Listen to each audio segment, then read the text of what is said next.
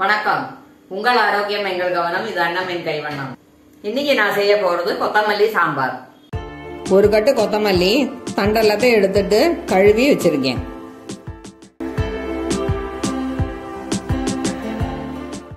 ஒரு எலுமிச்சங்காய் அளவு புளி கரைச்சி வச்சிருக்கேன். தேவையான அளவு உப்பு சேர்த்துக்கிறேன். ஒரு ஸ்பூன் மஞ்சத்தூள் சேர்த்துக்கிறேன். காரத்துக்கு தகுந்த மாதிரி சாம்பார் பொடி சேர்த்துக்கிறேன். நார்மலா சாம்பாருக்கு எவ்வளவு போடுவோமோ அவ்வளவு சேர்த்தா போதும்.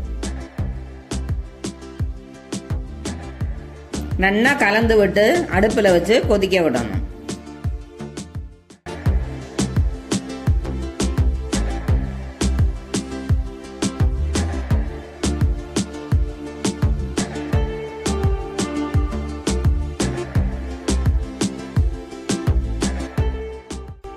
அது கொதிச்சுட்டு இருக்கட்டும். அதுக்குள்ளே நான் 1.5 கப்பு 150 கிராம் துவரம் பருப்பை வேக வச்சு வச்சிருக்கேன். அதை மசிச்சு வச்சுக்கலாம்.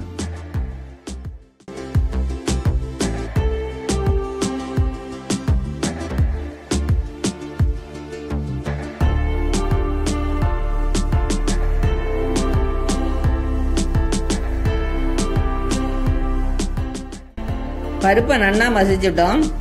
அதுவும் நல்லா கொதிச்சு எடுத்து இப்போ மசிச்ச பருப்பை அதோட சேர்த்துக்கணும்.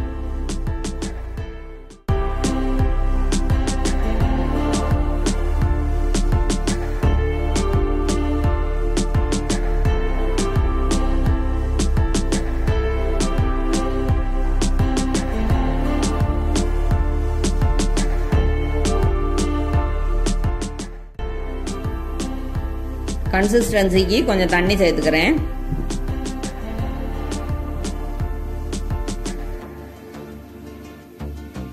இதை மீடியம் ஃப்ளேம்ல வச்சு கொதிக்க விடணும்.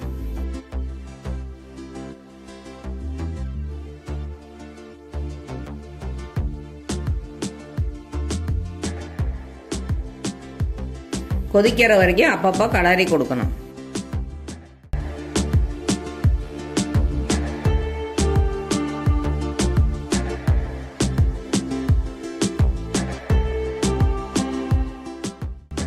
இப்போ கொத்தமல்லியை சேர்க்கிறேன். இதை நறுக்கி கூட போடலாம், இல்லை அரைச்சு கூட விடலாம்.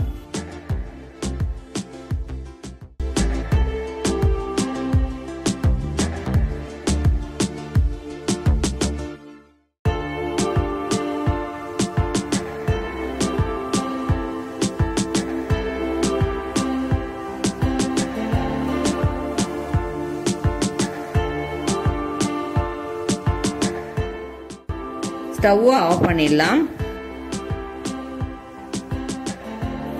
இப்போ தாளிச்சிடலாம். கரண்டியில 1 டேபிள் ஸ்பூன் தேங்காய் எண்ணெயை விட்டு 1 ஸ்பூன் கடுகு போடுறேன். வெடிக்கட்டும்.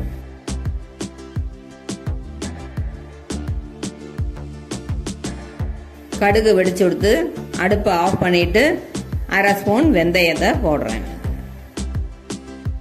ஒரு பிடி கருவேப்பிலை போடுறேன். 1/2 ஸ்பூன் பெருங்காயம் போடுறேன். ஸ்லைட்டா ஃப்ரை பண்ணிக்கலாம்.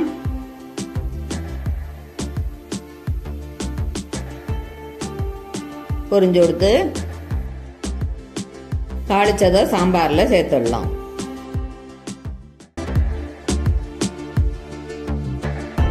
அருமையா கொத்தமல்லி சாம்பார் ரெடி ஆயிடுது.